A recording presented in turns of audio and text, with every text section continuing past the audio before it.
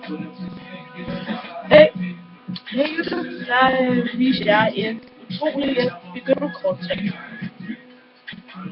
Det I skal bruge til det er et kort og en hjerte. Du blander kortet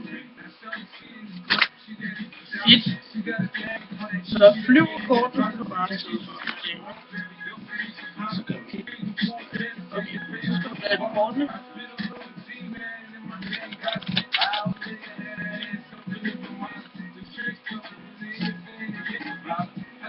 Så siger du, som skal trække et kort. Trækker du som det her kort, og det er virkelig dårligt træk. Du ved selvfølgelig, at det svarer 2.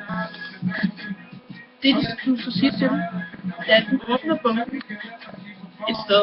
Det er lige meget. Du skal bare huske det kort. Det her kort, det skal vi huske. Det skal du huske, ikke andre, kun dig. Så siger du til dem, at de skal ikke noget her på. Så ligger det der, tager du den anden del på og lukker ovenpå. Så ved du, at det kort, du husker, kommer, så er det næste kort, deres kort. Og hvis du kan huske det, så har du et meget lidt kort til. Der